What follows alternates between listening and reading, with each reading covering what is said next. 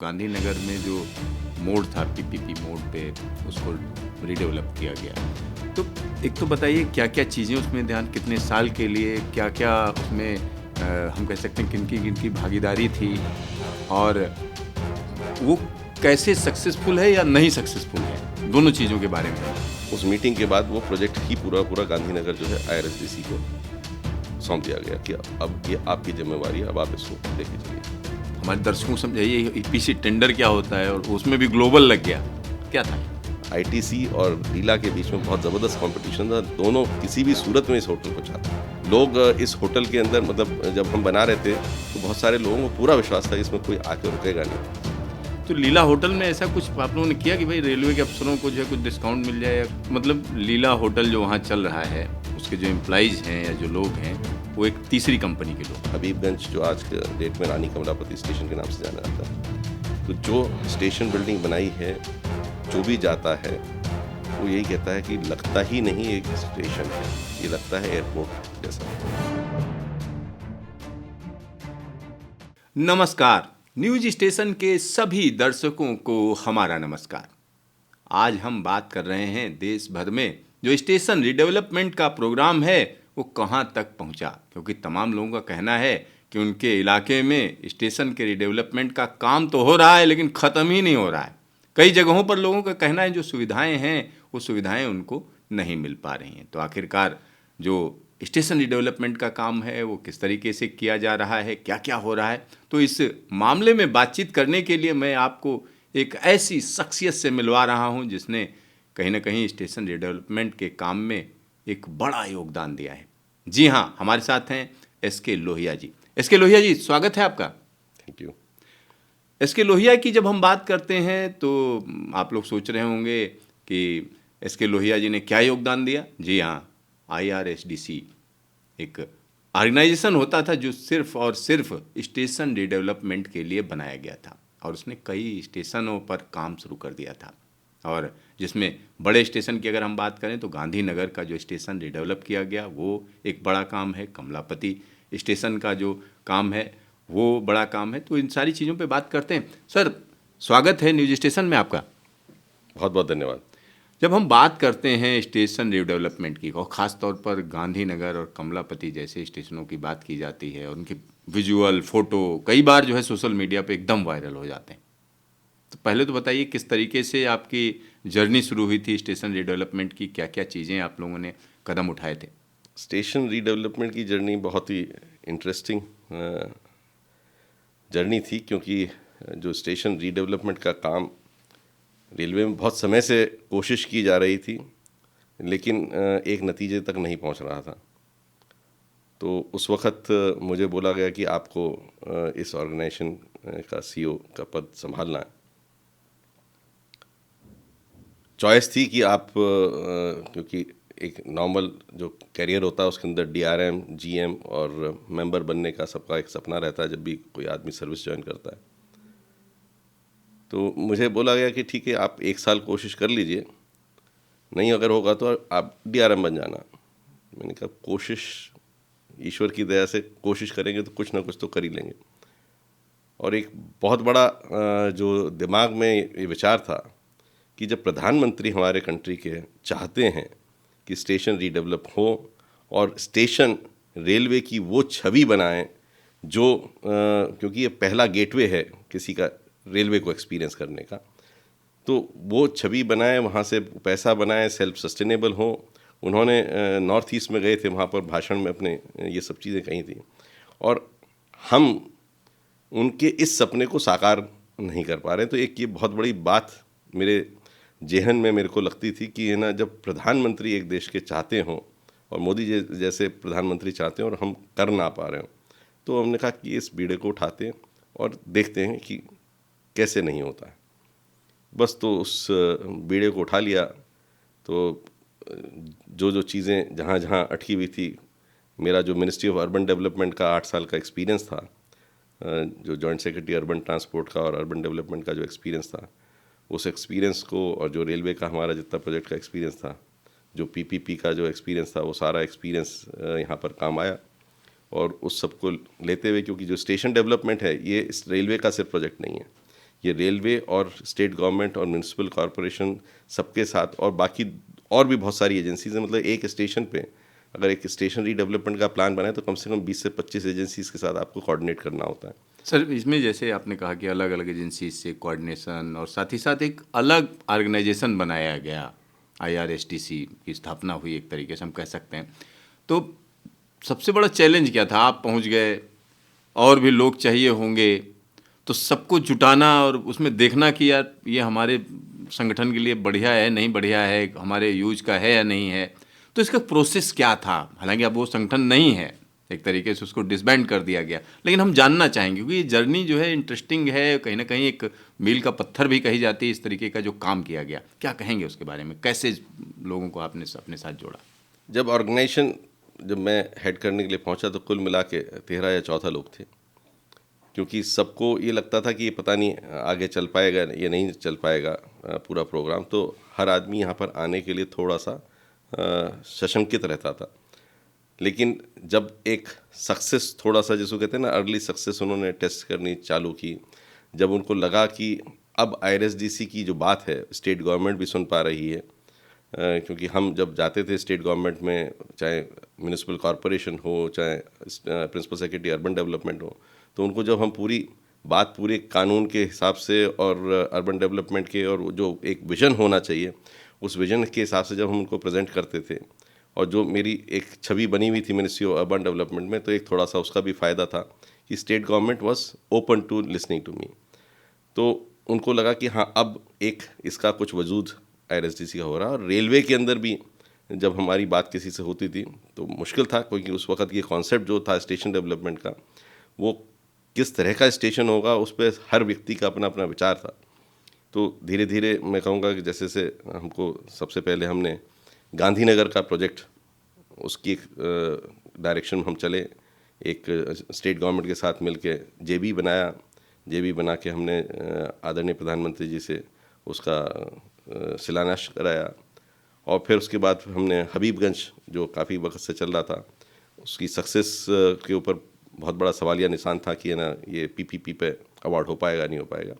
And हमने despite I would say all knows everywhere हम उसको अवार्ड कर पाए। जो सबसे बड़ा साथ था रेल मंत्री जी का साथ था, प्रधानमंत्री जी का आशीर्वाद था कि वो चाहते थे, उनका सपना था कि ये होना चाहिए।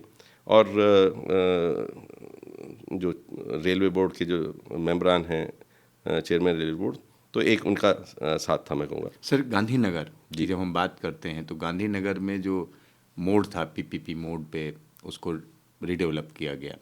तो एक तो बताइए क्या क्या चीज़ें उसमें ध्यान, कितने साल के लिए, क्या क्या उसमें हम कह सकते हैं किन की भागीदारी थी, और वो कैसे सक्सेसफुल है या नहीं सक्सेसफुल है, दोनों चीज़ों के बारे में हम जानना चाहते हैं। देखिए, गांधीनगर जो प्रोजेक्ट है, गांधीनगर प्रोजेक्ट बहुत ही एक यूनिक प्रोजेक्ट है, क्योंकि गांधीनगर में सबसे पहले रेलवे ने जो परिकल्पना की, वो रेलवे सिर्फ अपने बूते पर एक गांधीनगर स्टेशन के ऊपर होटल बनाने का, और जिसमें 30 कमरे 5 सितारा, 120 कमरे 3 सितारा और 150 कमरे बजट होटल का, उस तरह का प्रावधान करके। लेकिन ये था कि उसमें आएगा कौन, तो उस वक्त रेलवे चाह रही थी कि स्टेट गवर्नमेंट ये गारंटी दे दे कि 150 कमरे हम हमेशा ऑक्यूपाई करके रखेंगे। उस वक्त तो ये प्रोजेक्ट IRSDC के पास नहीं था। तो एक मीटिंग के अंदर जब ये वाली चीज़ स्टेट गवर्नमेंट के साथ आई, तो बाद में मैंने रेलवे के अधिकारियों से भी बोला, मैंने कहा जी, अल्टीमेटली वो भी एक सरकार है, और कोई भी सरकार इस तरह का कभी भी आपको गारंटी नहीं दे सकती, कमिटमेंट दे ही नहीं सकती है। जो स्ट्रेंथ हमको चाहिए राज्य सरकार की, हमें वो स्ट्रेंथ लेनी चाहिए रादर देन दिस कमिटमेंट, क्योंकि वो वाला कमिटमेंट दे नहीं पाएंगे। उस मीटिंग के बाद वो प्रोजेक्ट ही पूरा गांधीनगर जो है IRSDC को सौंप दिया गया कि अब ये आपकी जिम्मेवारी है, अब आप इसको लेके चलिए। तो उसमें एक चीज़ जो हमें समझ में आई कि एक वहाँ पे महात्मा मंदिर एक बहुत बड़ा प्रोजेक्ट बना हुआ था, जिसको स्टेट गवर्नमेंट चला रही थी, और 8.5 से 9 करोड़ का साल का लॉस उठा रही थी, और एक हेलीपैड एग्जीबिशन ग्राउंड था। तो ये दो बहुत बड़ी असेट्स थी स्टेट गवर्नमेंट की। और जो होटल है, ये होटल रेलवे पैसेंजर्स पे नहीं चलने वाला था, ये होटल सिर्फ कन्वेंशन सेंटर से चलने वाला था, और गांधीनगर के अंदर कोई भी 5 स्टार होटल नहीं था। तो एक जो चीज़ समझ में आई कि अगर इस होटल को महात्मा मंदिर और हेलीपैड एग्जीबिशन ग्राउंड के साथ जोड़ दिया जाए तो 1+1 11 हो जाएगा। अभी जो स्टेट गवर्नमेंट को समस्या है कि वो भी लॉस मेकिंग है, और हमें भी समस्या है कि ये जो होटल है ये कभी प्रॉफिट मेकिंग नहीं होगा। तो ये दोनों अगर मिल जाएंगे तो ये दोनों मिल के है ना प्रॉफिट मेकिंग हो जाएंगे। बिजनेस और कन्वेंशन का बिजनेस के साथ ये होटल चलेगा। तब हमने पहले तो पीपीपी पे सोचा था कि पीपीपी पे करेंगे, बट उसमें स्टेट गवर्नमेंट का एक थॉट आया कि नहीं, महात्मा मंदिर को हम लीज पे नहीं देना चाहेंगे, उस पर हमारे काफ़ी सारे स्टेट गवर्नमेंट के इंपॉर्टेंट फंक्शंस होते हैं, तो हम उस पर मैनेजमेंट कंट्रोल अपना रखना चाहेंगे। तो फिर हमने एक नया, क्योंकि जब अगर आपका एंड क्लियर हो ना, and should define the means कि आपको पहुंचना करना कहाँ क्या पर है। जब आपको ये क्लियर पता हो कि पहुंचना यहाँ पर है, तब आप कई सारे रास्ते उसके निकाल सकते हैं। तो फिर रास्ता ये निकाला गया कि हम एक जॉइंट वेंचर बनाते हैं, क्योंकि आपकी स्टेट गवर्नमेंट की एसेट्स ज़्यादा आ रही हैं तो 74% आपको देते हैं, चेयरमैन आपका रखते हैं, एमडी आपका रखते हैं, क्योंकि रेलवे स्टेशन हमें भी चलाना है, तो रेलवे स्टेशन पे स्टेट गवर्नमेंट का पूरा उनका जो है जानकारी नहीं होगी, तो एक जॉइंट एमडी रेलवे का रखते हैं। तो उस तरह से करके एक गरुड़ के नाम से Gandhinagar railway and urban development corporation SPV बनाएगी, और उस एसपीवी के तहत फिर स्टेशन डेवलपमेंट और होटल का काम लिया गया। और जो महात्मा मंदिर है उसको एक लाइसेंस बेसिस पे स्टेट गवर्नमेंट ने और हेलीपैड एग्जीबिशन ग्राउंड को गरुड़ कंपनी को दिया। तो ये होटल बनाने का काम, क्योंकि उस वक्त हमारे को टारगेट भी बहुत ही टाइट टारगेट मिला था। ये दिसंबर 2015 में डिसाइड हुआ था कि है ना गांधीनगर स्टेशन आईआरएसडीसी को बनाना है, और जनवरी 2017 10 जनवरी 2017 को प्रधानमंत्री जी से इसका फाउंडेशन स्टोन रखवाना था। और तब तक प्रोजेक्ट कुछ कंसीव्ड भी नहीं था, बस एक ये था कि 5 सितारा होटल बनाना, उसका पूरा डिटेल एस्टिमेट भी नहीं था, कुछ था पीपीपी कर लेंगे। तो अक्टूबर में ये डिसाइड हुआ, अक्टूबर 2016 में, कि जी ग्लोबल ईपीसी टेंडर करना है इसका। तो ग्लोबल ईपीसी टेंडर, हमारे दर्शकों को समझाइए ईपीसी टेंडर क्या होता है, और उसमें भी ग्लोबल लग गया, क्या था ये? ईपीसी जो टेंडर होता है उसके अंदर essentially engineering, procurement and construction, ये सारा एक ही एजेंसी करती है। तो डिज़ाइन भी उसी का होता है, कंस्ट्रक्शन भी उसी का होता है, तो वो सब काम उसी को करना है। आप एक मोटा मोटा आप अपने आउटपुट स्पेसिफिकेशन दे, तो ये मेरे को चीज़ चाहिए, इतना मेरे को स्क्वायर फीट का चीज़ चाहिए, इस तरह की चीज़ चाहिए, तो बेसिक आप अपने आउटपुट पैरामीटर्स दे देते हो। अब होटल अगर है तो उसका पूरा जो सिविल इंजीनियरिंग का जितना डिज़ाइन है, गुड फॉर कंस्ट्रक्शन ड्राइंग्स हैं, होटल अगर बनेगा तो होटल के अंदर आपके बहुत तरह के कंसल्टेंट्स लगते हैं, तो वो सारे कंसल्टेंट्स ईपीसी का जो कॉन्ट्रैक्टर है उसको लेके आने होंगे। तो ईपीसी कराने में आजकल देखेंगे आप बहुत सारा ट्रेंड चल पड़ा है, तो रेलवे के अंदर भी बहुत सारे ना ईपीसी कॉन्ट्रैक्ट्स होते हैं कि जिसके अंदर आपकी कॉस्ट एक फिक्स हो जाती है कि इतनी कॉस्ट पे आप ना कॉस्ट की, और कॉन्ट्रैक्टर को एक जो है ड्राइंग डिपार्टमेंट से नहीं मिली तो ये सब डिलेज विलेज उसकी, तो दोनों तरफ के हिसाब से बेटर रहता है, बट हाँ थोड़ी सी प्रिपरेशन आपको पहले से करनी होती है। तो अब ग्लोबल ईपीसी का उसमें एक निर्धारित समय होता है कि कम से कम आपको इतने समय का नोटिस देना है, और जनवरी में हमें पत्थर रखना है। तो बहुत बड़ा चैलेंजिंग काम था, और उस वक्त तक प्रोजेक्ट, क्योंकि स्टेट गवर्नमेंट और रेलवे दोनों से सेंक्शन भी होना था, उनके बजट में भी अनाउंस होना था, क्योंकि दोनों की भागीदारी है तो दोनों को सेंक्शन करना है, तो इसका एक दोनों जगह पे दोनों बजट स्टेट एलोकेशन दोनों जगह पे बजट एलोकेशन होना है। तो इन सब टाइट टाइमलाइंस के दौरान हमने टेंडर फ्लोट किया ईपीसी का, क्योंकि 5 स्टार अगर होगा, कौन चलाएगा, कौन से मॉडल से चलाएगा, तो ये सब चीज़ें जितनी भी थी, सब चीज़ें पैरेलली पूरा का पूरा डिस्कशन और डेलिब्रेशन और उस पर वो चल रहा था, क्योंकि it was learning as you go. It was not कि आपको बहुत कुछ समय 10 जनवरी 2017 ये उस दिन पत्थर रखवाना है, वो और पहली दफ़ा ऐसा काम कर रहे थे आप पहली लोग? दफ़ा, और स्टेशन के ऊपर चलते ट्रैक के ऊपर बनाना है। तो खैर हमने ईपीसी कॉन्ट्रैक्ट फाइनली अवार्ड किया प्रधानमंत्री जी से, जैसा टारगेट था उस टारगेट के हिसाब से हमने पत्थर रखवाया, और पूरे जितने भी जिसको कहते हैं ना समस्याओं के दौरान, कोविड के दौरान, पूरे भारत का ये पहला ऐसा प्रोजेक्ट था जो चलते ट्रैक के ऊपर बनाया गया था। लीला को हमने ड्यूरिंग कंस्ट्रक्शन ही उसको एंगेज कर लिया था ओपन टेंडर के थ्रू। तो ये भी है ना सरकार के अंदर पहली बार ऐसा हुआ था कि मैनेजमेंट कॉन्ट्रैक्ट मॉडल के ऊपर हमने एक ऑपरेटर को चुना ओपन टेंडर के थ्रू, और उससे सारे डिज़ाइन जितने भी हम उससे वेट कराते गए, ताकि कल को जब हम बना लें तो फिर ये दिक्कत ना हो कि नहीं अब इसमें ये चेंज करना पड़ेगा। तो जो हम चाह रहे हैं उसी तरह का होटल बने। तो लीला के पूरे जितने होटल्स हैं उसके अंदर ये एक बहुत बड़ा आई वुड से स्टार अट्रैक्शन है पूरा लीला होटल्स का। तो सरकार इसको ओन करती है, गरुड़ कंपनी इसको ओन करती है, जिसमें भारत सरकार का मतलब रेलवेज़ की तरफ से और गुजरात सरकार का दोनों की भागीदारी है। और बहुत अच्छा होटल ये चल रहा है। पूरे अहमदाबाद गुजरात में 30% के करीब प्रीमियम पे चलता है। 30% प्रीमियम पे? जी हाँ, जी हाँ।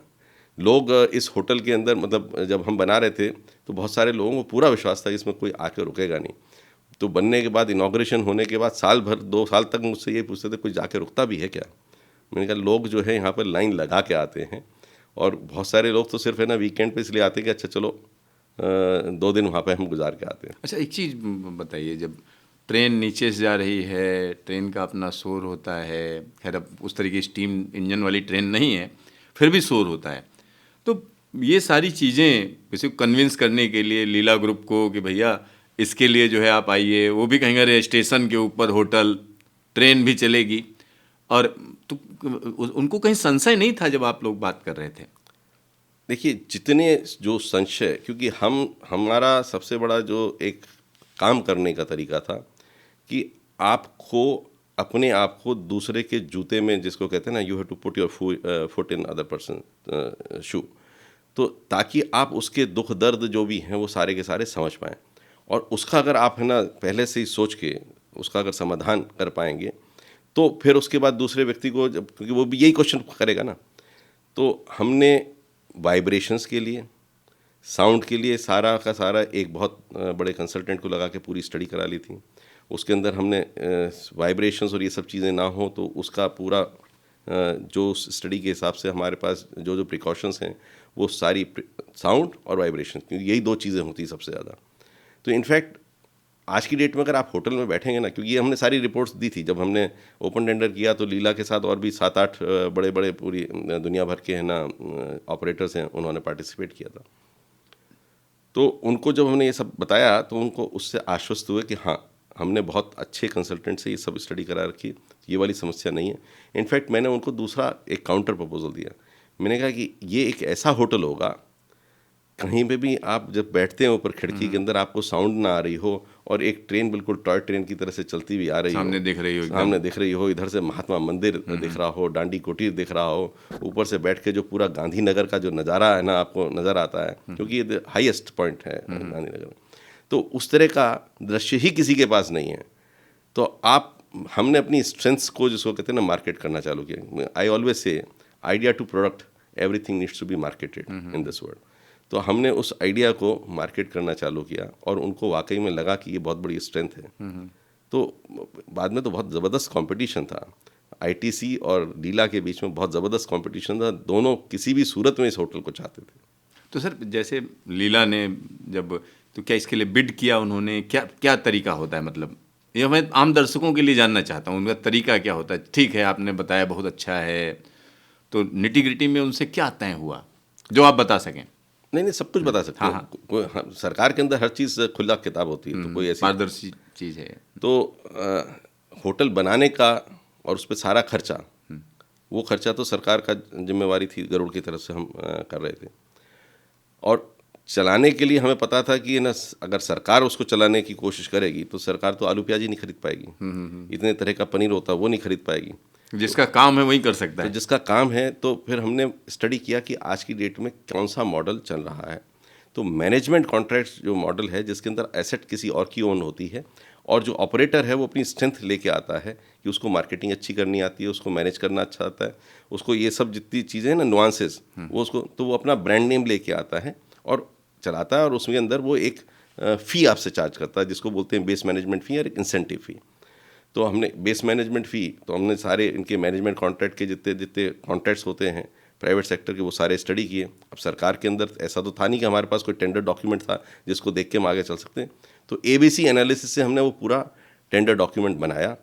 टेंडर डॉक्यूमेंट बनाने के बाद बाकी हमने सारे जो प्राइवेट सेक्टर के ऑपरेटर्स हैं उनके सबके साथ बाकायदा प्री बिड मीटिंग वगैरह किया, उनसे उनके जो भी इनपुट्स हैं वो लिए, जो कुछ हम है ना सरकारी तंत्र में रहते हुए इनकॉर्पोरेट कर सकते हैं, उनके कंसर्न्स एड्रेस कर सकते थे, उतने हमने एड्रेस किए। और फिर वापस से हमने उसको, जिसको कहते हैं ना, एक बार प्री बिड के बाद जो भी चेंजेस हैं करने के बाद हमने बिडिंग किया। तो कुछ जो फॉरेन ब्रांड्स थे उनका, क्योंकि वो थोड़ा सा भी कॉमा फुल स्टॉप के लिए भी उनका बहुत बड़ा लीगल बैकग्राउंड होता है, वो कहते थे नहीं बिल्कुल हमारे हिसाब से चलो। हमने कहा नहीं, वो नहीं हो पाएगा। कुछ कदम अगर हम आगे बढ़ें तो आपको भी कुछ कदम आगे बढ़ना पड़ेगा। तो खैर नहीं आए। तो हमारे जो इंडियन ऑपरेटर्स हैं, जिसमें आईटीसी, लीला, एक दो ग्रुप्स और थे, मैं अभी नाम उनका एकदम भूल रहा हूँ, ऑर्किड होटल थे आई थिंक। तो उन 4 लोगों ने पार्टिसिपेट किया। उसके अंदर हमने बेस मैनेजमेंट फ़ी एक फ़िक्स कर दी थी कि इतनी तो हम बेस मैनेजमेंट फ़ी आपको देंगे इसको होटल को ऑपरेट करने की, और जो इंसेंटिव फ़ी है वो बिडिंग पैरामीटर था। तो टेक्नो इकोनॉमिक बिडिंग थी कि हम आपके सारे टेक्निकल पैरामीटर्स हमने फिक्स किए थे, इस पर हम आपको इवेल्यूएट करेंगे। क्योंकि इसके अंदर एक और बहुत बड़ा चैलेंज ये था कि स्टाफ किसके रोल पर रहेगा। मैनेजमेंट कॉन्ट्रैक्ट में नॉर्मली स्टाफ ओनर के रोल पर रहता है। अब हम स्टाफ को अगर ओनर के रोल पर रहता है गरुड़ में, तो अब हम कैसे शेफ़ को, शेफ़ तो हमारी सरकारी तनख्वाह पर आएगा नहीं, ठीक है, और हाउसकीपिंग का स्टाफ है उसका तो है ना जो है हायरिंग एंड फायरिंग फास्ट होना चाहिए, क्योंकि हॉस्पिटैलिटी सेक्टर के अंदर कोई यूनियन वाला और इस तरह की चीज़ तो चल नहीं सकती भाई। हॉस्पिटैलिटी सेक्टर के अंदर तो हर एक व्यक्ति को बहुत नम्र होना है, और अगर किसी कंप्लेंट अगर आई है और लगता है कि ना उसने स्टाफ ने गलती की, तो उसको नौकरी से निकालना भी पड़ेगा। तो ये वाली चीज़ जो हॉस्पिटैलिटी सेक्टर के जो कंसर्न्स हैं उसको देखते हुए हम सरकारी महकमे के हिसाब से स्टाफ को नहीं रख सकते अपने पास। तो हमने उस, और जो ऑपरेटर है वो अपने रोल पे भी नहीं रखना चाह रहा था। तो फिर हमने उसका नया वाया मीडिया निकाला कि भाई आप एक और कंपनी बना लीजिए, हम आपको तनख्वाह जितनी आप बोल रहे हो बजट के हिसाब से हम आपको दे देंगे, लेकिन आपके भी रोल पे नहीं है, हमारे भी रोल पे नहीं है, और हमारा जो आपके साथ एग्रीमेंट होगा उसमें बिल्कुल क्लियर है कि हमारी उसकी कोई लायबिलिटी नहीं है। कल को अगर कोई निकलता है, वो प्राइवेट कंपनी था, प्राइवेट कंपनी से निकला है। तो हर स्टेप पे, जिसको कहते हैं ना, हर स्टेप पे एक नई नई चीज़ ABC प्रिंसिपल के हिसाब से इजाद करनी पड़ी, जो सरकारी और प्राइवेट दोनों स्ट्रेंथ्स को यूटिलाइज करे और दोनों के कंसर्न्स को एड्रेस करे। तो मतलब लीला होटल जो वहाँ चल रहा है, उसके जो एम्प्लॉइज हैं या जो लोग हैं, वो एक तीसरी कंपनी के लोग हैं। वो एक तीसरी कंपनी के रोल पे हैं। और कुछ जो उनका जो, जिसको कहते हैं ना, जैसे जनरल मैनेजर और इस तरह का स्टाफ है, वो स्टाफ लीला के ही रोल पे रहता है, क्योंकि वो स्टाफ उस तरह से ना ट्रांसफ़र भी करते हैं एक होटल से दूसरे होटल। तो कुछ की स्टाफ जो है वो लीला के रोल पे रहता है, बट ऑफ कोर्स उसका पैसा जो है वो जो कंपनी गरुड़ है वो गरुड़ बेयर करती है। एक एनुअल बजट बनता है, और ख़रीदारी वगैरह कैसे करनी, तो उसकी बाकायदा पूरी परचेज एक पॉलिसी बनी हुई है, वो बाकायदा कंपनी के बोर्ड से अप्रूव्ड है। तो फ्लेक्सिबिलिटी भी है और चेक्स एंड बैलेंसेस भी हैं। अब रूम रेंट है, अब रूम रेंट तो वेरी करता रहता है ना। अब आप कितने चैनल पार्टनर्स हैं, किस चैनल पार्टनर के साथ आप किस डिस्काउंट पे बेचेंगे, क्योंकि अल्टीमेटली आपका रूम भरा होना चाहिए। कि रूम का तो ऐसा है कि अगर आज आपने नहीं बेचा तो कल वो रूम डे अवेलेबल नहीं है, तो एक्सपेंडेबल कमोडिटी है। तो आपको 100% अपना जो है ऑक्यूपेंसी रखनी है। तो जो मुझे लास्ट पता लगा 65 to 70% के करीब ऑक्यूपेंसी चल रही है, जो एक होटल के हिसाब से बहुत अच्छी ऑक्यूपेंसी है। सर एक और सवाल इससे जुड़ा हुआ, अमूमन क्या होता है, कोई प्रोजेक्ट होता है तो मैंने देखा रेलवे क्या करती है वहाँ पर अपना गेस्ट हाउस या इस तरीके की चीज़ जरूर बनाती है कि भाई अफसर जाएं बाद में, मान लिया रिटायर भी हो गए तब भी आपके पास वहाँ जगह है। तो लीला होटल में ऐसा कुछ आप लोगों ने किया कि भाई रेलवे के अफसरों को जो है कुछ डिस्काउंट मिल जाए या कुछ इस तरीके का, या जो रेलवे पैसेंजर हैं उनको कोई इस तरीके की चीज़ें हों कि भाई उनका अट्रैक्शन बने कि यहाँ रुकना है मुझे? Is it so? कुछ है ऐसा? ऐसा है कि उसमें रेस्ट हाउस वाला तो प्रोविज़न नहीं है। In fact as component of station redevelopment, क्योंकि हमारा जो IRSDC का जब मैंडेट था, तो वो मैंडेट ये था कि पूरे आपको 8000 स्टेशन इंडियन रेलवे के, तो उसमें से जितने भी स्टेशन रीडेवलप होने का पोटेंशियल है, क्योंकि बहुत सारे station halt station, block halts और इस तरह के, तो करीब 1300-1400 स्टेशन हमने आइडेंटिफाई किए थे कि इतने स्टेशन हैं जहाँ पर रीडेवलपमेंट का पोटेंशियल है। तो उसमें हमने ये भी प्रपोजल दिया था कि जो आज की डेट में आपके जो रेस्ट हाउस हैं, ऑफिसर रेस्ट हाउस, वो रेस्ट हाउस भी हम रीडेवलप्ड उसके अंदर है ना रखेंगे। आपको उतने कमरे देंगे जिस तरह से आप अलॉट करते हो, उस तरह का सिस्टम रहेगा, बट मेंटेनेंस प्राइवेट सेक्टर के पास रहेगी। तो वो एक होटल रहेगा, उस होटल के अंदर आपको इतने कमरे हैं और आप उसको जिस तरह से बुकिंग करते हो, बट ये है कि एग्जैक्टली फिक्स्ड एक जगह पे नहीं है, आपको उतने कमरे का फर्स्ट जब आप आएंगे तो आपको सुविधा मिल जाएगी। सुविधा मिल जाएगी। बट लीला वाले के साथ ऐसा नहीं था। महात्मा मंदिर जो है, क्योंकि उसका यूज़ स्टेट गवर्नमेंट के पास था, तो वहाँ पे हमने ज़रूर कुछ जो गवर्नमेंट के फंक्शंस हैं उसके लिए उनके साथ MOU में फ़िक्स किया कि इतने दिन के लिए ये सब रखना है, ताकि वो अपने रेट के अंदर उसको ले सकें। बाकी हाँ, अगर कोई रेलवे का उनका कुछ आता है तो एक थोड़ा सा कुछ डिस्काउंट वाली जो चीज़ है वो नॉर्मली है ना वो ऑफ़र कर देते हैं, but otherwise it is all paid. क्योंकि आज की डेट में सरकार भी थोड़ा सा फ्लेक्सिबल है कि अगर आपको होटल में रुकना है, रेस्ट हाउस नहीं है, तो एक आपके पास रेट फिक्स्ड होता है डिपेंडिंग अपॉन द सिटी कि आप उतना उसके अंदर रुक सकते हैं। तो लोगों को भी अच्छा है ना, उनको 5 स्टार की पूरी फैसिलिटी मिलती है। सरकार क्योंकि रेस्ट हाउस अगर नहीं है तो वो सरकार है ना उनको उतना अलाउंस दे देती है, तो इट वर्क्स बोथ वेज।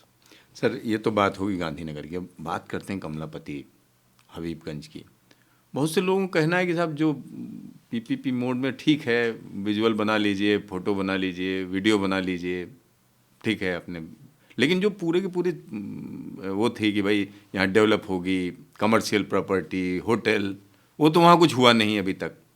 ऐसा कहा जा रहा है, तमाम तरीके की चीज़ें आ रही हैं। कुछ लोग कह रहे हैं बहुत बढ़िया हुआ एकदम, देखिए कितना चकाचक है। कुछ लोग कह रहे हैं साहब यहाँ तो ट्रेनें ही नहीं हैं, मुख्य स्टेशन ही नहीं है ये, और डेवलप कर दिया गया और 99 साल के लिए दे दिया गया। तो जरा कमलापति का क्या रहा, किस तरीके से आप लोगों ने किया उसको? देखिए ऐसा है, अफवाहें तो कोई भी फैलाई जा सकती है।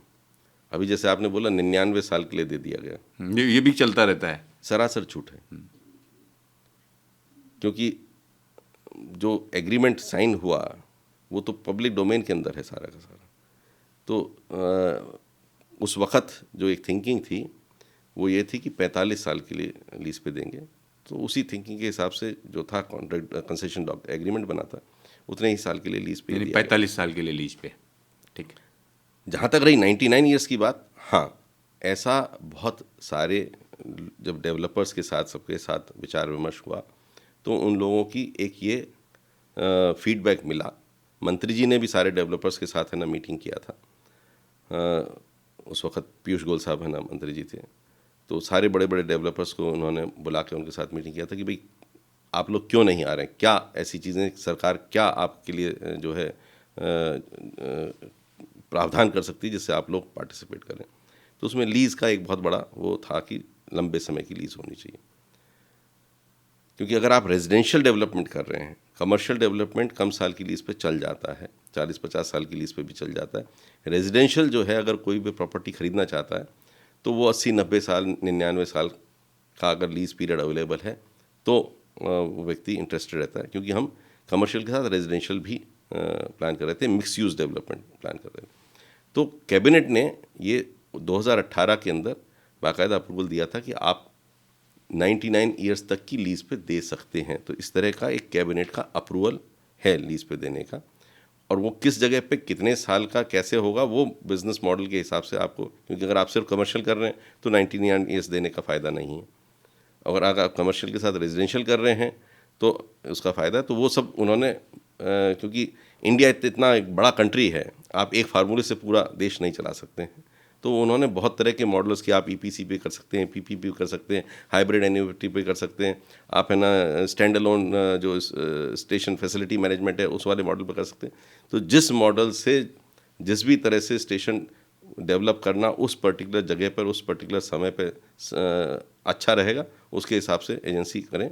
और IRSDC को उन्होंने, क्योंकि एक स्पेशलाइज्ड ऑर्गेनाइजेशन होना चाहिए, क्योंकि बहुत तरह के स्किल सेट चाहिए, ये सिर्फ एक रेलवे प्रोजेक्ट नहीं है, ये पूरा जिसको कहते हैं ना, आपको स्पेस प्लानिंग करनी है, आपको अर्बन प्लानिंग करनी है, आपको बिल्डिंग का जो है ना पूरा कॉन्सेप्ट देखने के लिए उसके आर्किटेक्चरल थिंकिंग चाहिए आपको, क्योंकि रेलवे के ऊपर काम कर रहे हैं तो आपको रेलवे का भी है ना पूरा एक नॉलेज चाहिए आपको। कल को अगर है ना बिल्डिंग का प्लान अप्रूव करना है तो आपको एक फायर का भी है ना पूरा नॉलेज आपको होनी चाहिए, आपको अर्बन ट्रांसपोर्ट की भी नॉलेज होनी चाहिए, आपको सीवरेज ड्रेनेज ये सब चीज़ें कैसे आएंगी उनकी नॉलेज होनी चाहिए, ग्रीन बिल्डिंग कैसे बनेगी उसकी एक नॉलेज होनी चाहिए, पब्लिक प्राइवेट पार्टनरशिप कर रहे हैं तो फंडिंग कैसे होगी उसकी एक नॉलेज होनी चाहिए, उसका क्या क्या पेन पॉइंट्स हो सकते हैं उसको आप कैसे एड्रेस करेंगे उसकी एक आपको नॉलेज होनी चाहिए, प्रॉपर्टी कैसे बिकती है प्रॉपर्टी मार्केट की एक है ना आपको थोड़ी सी समझ होनी चाहिए, तो वो जितने मल्टी मॉडल इंटीग्रेशन कैसे करेंगे उसकी एक समझ होनी चाहिए। तो बहुत सारे स्किल सेट्स आपको चाहिए थे, वो सारे स्किल सेट्स मिला के तब जाके एक आप सक्सेसफुल स्टेशन डेवलपमेंट कर सकते हैं।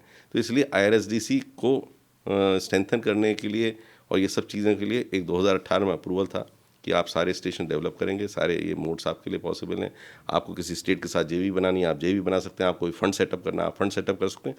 तो सब तरह का, और आप स्पेशल प्लानिंग अथॉरिटी की पावर भी दी गई थी कि IRSDC एक स्पेशल प्लानिंग अथॉरिटी की तरह से जो लैंड प्लान है, बिल्डिंग प्लान है, उसका जिसको कहते हैं ऑक्यूपेशन सर्टिफिकेट, वो बिल्कुल जैसे अर्बन लोकल बॉडी होती है उसकी तरह से मतलब यानी उसके हाथ में राइट था कि हम इसी पूरा तरीके पूरा दे सकते हैं सारा। पूरा जो गांधीनगर का होटल चल रहा है, वो गांधीनगर का होटल का पूरा जो अप्रूवल है वो सारा का सारा तो सर गांधीनगर वाला जो होटल है वो कितने साल के लिए दिया गया है? गांधीनगर का होटल जो उसको मैनेजमेंट कॉन्ट्रैक्ट पे दिया 25 साल के लिए दिया। 25 साल के लिए। अच्छा सर, एक और चीज़ जो है, जब कमलापति स्टेशन की जब हम बात करते हैं तो एक तो ये बताइए कितना क्या क्या उसमें डेवलप करने की बात कही गई थी और क्या क्या चीज़ें जो है, अब तो खैर आप वहाँ पर नहीं हैं, तो क्या क्या चीज़ें हुई हैं और बहुत से लोगों का कहना है बहुत सी चीज़ें प्रॉमिस की गई नहीं हुई हैं। ऐसा है कि पहली चीज़ तो जिसका भी ये कहना है कि जो प्रॉमिस की गई थी और नहीं हुई है, मेरा उनसे सबसे अनुरोध ये है कि पहले एक बार जाएं, प्रत्यक्ष को प्रमाण की कहते हैं ना कि ज़रूरत नहीं होती, तो प्रत्यक्ष में देख के आएँ तो पता लगेगा। और मैं किसी उस भावना से नहीं कह रहा हूँ, प्राइवेट मैनेजमेंट में जो पब्लिक प्राइवेट ओनरशिप से ये किया गया, और भोपाल के अंदर सरकार ने काफ़ी सारा पैसा लगाया, कोशिश किया कि हाँ, जैसे सरकार ने बहुत सारे एयरपोर्ट्स भी डेवलप किए थे जो सरकारी खर्चे पे किए थे। उन्होंने सोचा सिर्फ एक ग्लास की बिल्डिंग बनाने से बहुत अच्छा एयरपोर्ट हो जाएगा, लेकिन टॉयलेट स्मेल कर रही थी, क्योंकि बहुत सारी चीज़ें हैं, आपको उस एरिया को कैसे पब्लिक प्लेस बनाना है और उसको जो है ना उसकी वैल्यू इंक्रीज़ करनी है। तो वो जब तक आपका एक वो माइंडसेट नहीं होगा ना कि इसमें से कैसे पैसेंजर एक्सपीरियंस को मैक्सिमाइज़ करना है, तो वो वाली चीज़, क्योंकि उसका आपका वेस्ट इंटरेस्ट है कि वो एक्सपीरियंस मैक्सिमाइज़ करोगे, उसको आप मोनेटाइज कर पाओगे। तो ये वाला जो है ना, क्योंकि सब चीज़ें टाइड होती हैं टुगेदर, तो ये वाली चीज़ अगर आप देखें हबीबगंज में, हबीबगंज जो आज के डेट में रानी कमलापति स्टेशन के नाम से जाना जाता है, तो जो स्टेशन बिल्डिंग बनाई है, जो भी जाता है वो यही कहता है कि लगता ही नहीं एक स्टेशन है, ये लगता है एयरपोर्ट जैसा। मतलब रेलवे स्टेशन जैसा नहीं लगता है, क्योंकि हमारा कॉन्सेप्ट ये था कि रेलवे स्टेशन जो है वो एक सिटी सेंटर की तरह से होना चाहिए। हमने 7 Cs जो हैं उसमें बताए थे कि अभी आप जाते हो किसी स्टेशन पे तो सबसे घुसते ही है ना कंजेशन की आपको वहाँ से फीलिंग चालू होती है, तो कंजेशन फ्री होना चाहिए। सिटी सेंटर में मतलब आपका transportation is one of the function, बाकी सब चीज़ें आप कर सकते हो, क्योंकि 24/7 चलता है। तो जब पूरा शहर बंद हो जाता है तो आपको अगर खाना चाहिए तो आपको है ना रेलवे स्टेशन पे मिलेगा, आपको कुछ और कोई जिसको कहते हैं जो है कोई बिजनेस मीटिंग करनी, मतलब स्टेशन हमेशा ऑन है। तो अगर आप उस एरिया को वाइब्रेंट एंड जिसको कहते हैं लाइव रखो, सो जैसे हमारे ग्लोबल विलेज हम बनते चले जा रहे हैं, तो लोगों का किसी का ना मीटिंग किसी दूसरे समय जोन के हिसाब से रात को 2 बजे 3 बजे चल रही होती है। अब उसने बजे अगर उसको सपोज़ कुछ चाहिए, कहीं पे खाना पीना है, कुछ करना है, तो बाकी शहर पूरा पूरा जिसको कहते हैं सो रहा होता है, एक रेलवे स्टेशन जग रहा होता है। तो रेलवे स्टेशन को इसलिए हमारा विजन था कि उसको सिटी सेंटर की तरह से डेवलप करें, जहाँ पर ऑफिसेज हो, मॉल हो, होटल हो, सब चीज़ें जिसको कहते हैं ना वो सारी की सारी हों। और ये वाली चीज़ दुनिया में इस तरह की हो रही थी जो इंडिया में नहीं थी। इंडिया में आप देखें स्टेशन के बाहर बहुत सारा मार्केट चल रहा होता है, जो रेलवे की बाउंड्री के बाहर चल रहा होता है, बट वो बड़ा अनप्लान्ड वे में चल रहा होता है। तो उसी चीज़ को सबको आप अगर है ना एक अच्छा इंफ्रास्ट्रक्चर बना के और एक सिम्फनी की तरह से अगर आप उसको चलाएं तो एक बहुत अच्छा एक ऑर्केस्ट्रा बन सकता है। तो वो वाला कॉन्सेप्ट था। तो हबीबगंज में एक जो है जो कमर्शियल प्लॉट जो डेवलप हुआ है, तो उसके अंदर ऑफिस, ऊपर ऑफिसेज हैं, नीचे शॉप्स हैं, काफ़ी अच्छा जो है CW2 के नाम से वो जाना जाता है, वो काफ़ी अच्छी उसकी ऑक्यूपेंसी हो गई है। एक CW1 जो बना, तो उसके अंदर एक होटल, तो होटल अभी दिसंबर से वहाँ पर होटल चालू हो रहा है। वहाँ पे मॉल एक सिने प्लाज़ा है, तो एक मॉल अच्छा चल रहा है। जो स्टेशन के अंदर हमारा एम था कि है ना हम रेलोपोलिस जिसको कहते हैं ना, ये पूरा पूरा एक रेलोपोलिस की तरह से बन जाए।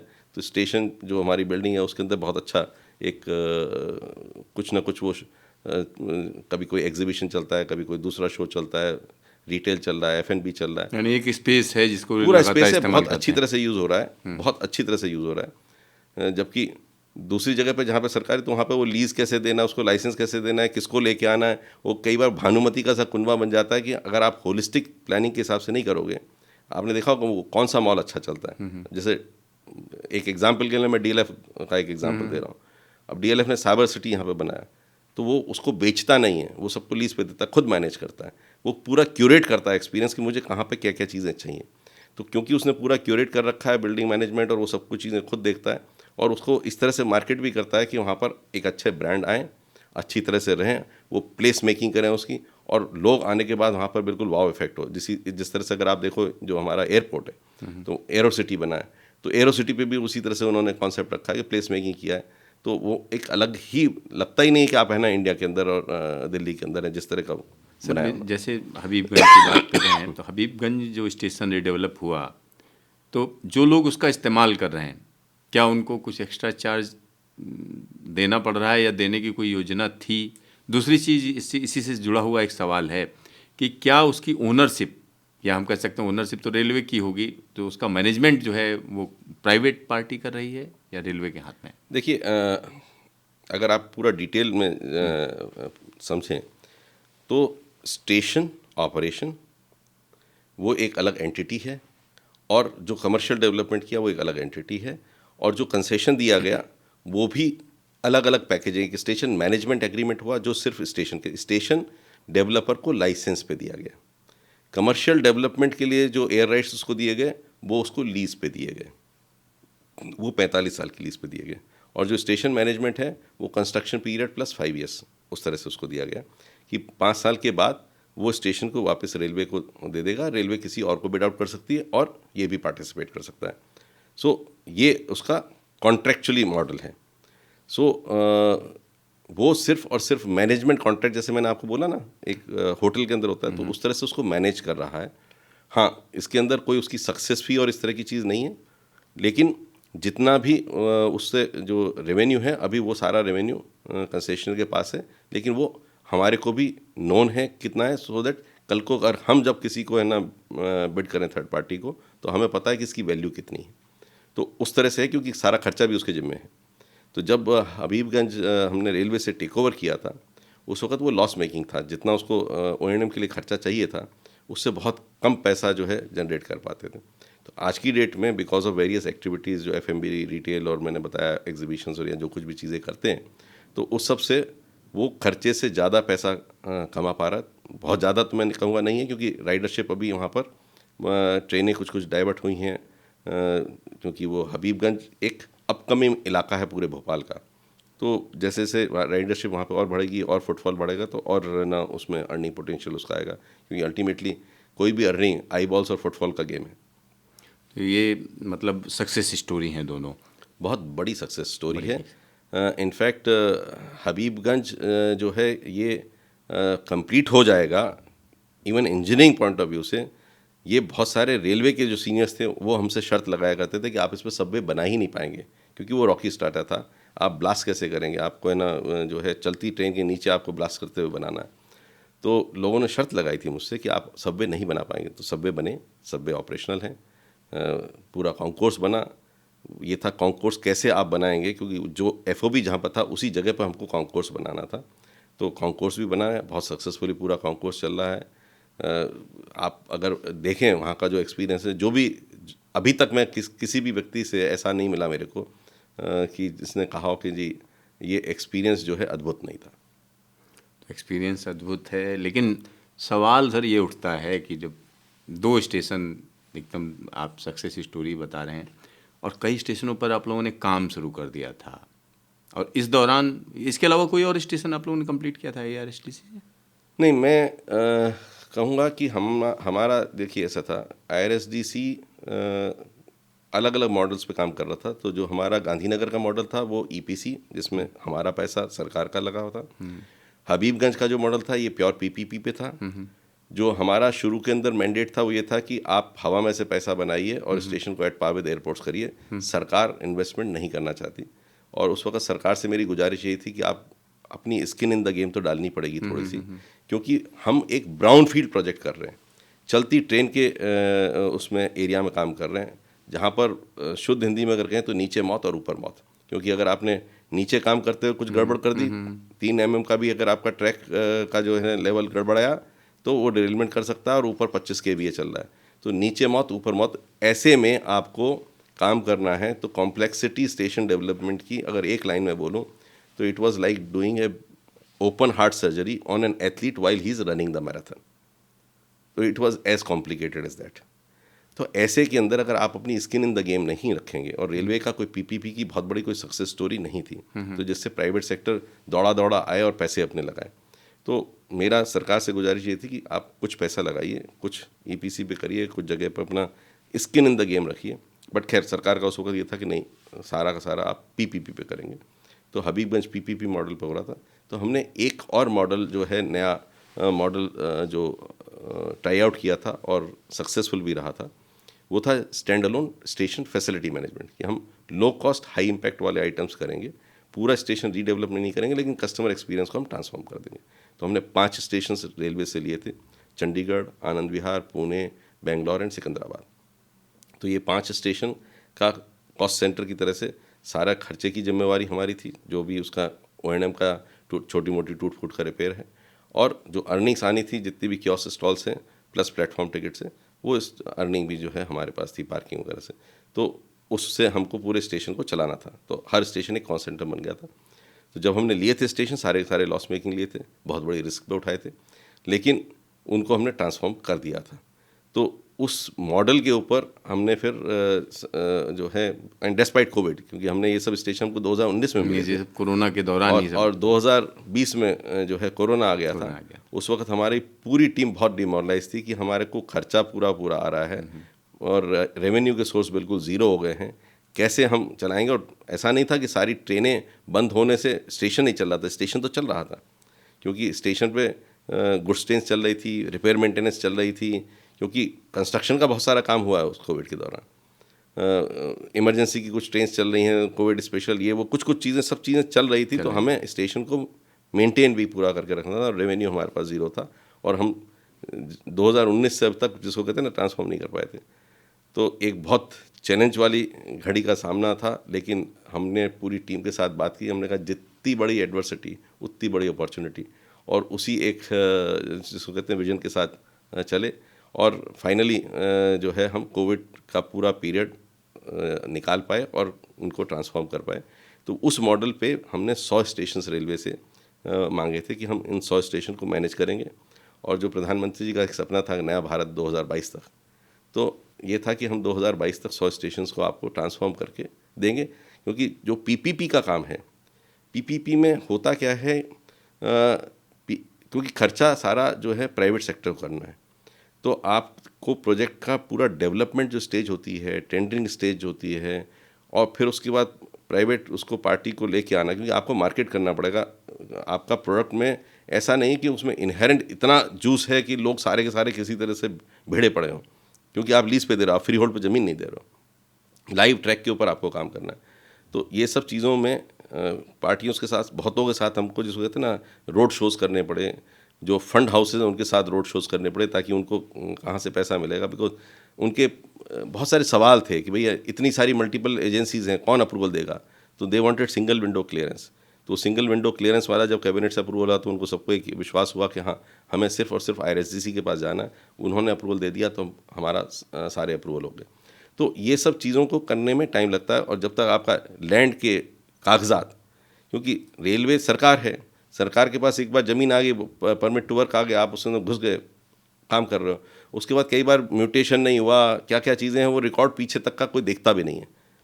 अब जब आपको प्राइवेट पार्टी को देना है तो वो सारे रिकॉर्ड्स देखेगा, पूरा लैंड की आपकी मिल्कियत है या नहीं, और उसका पूरा रिकॉर्ड है या नहीं, उसकी खसरा खतौनी आपके पास नाम पे है या नहीं है।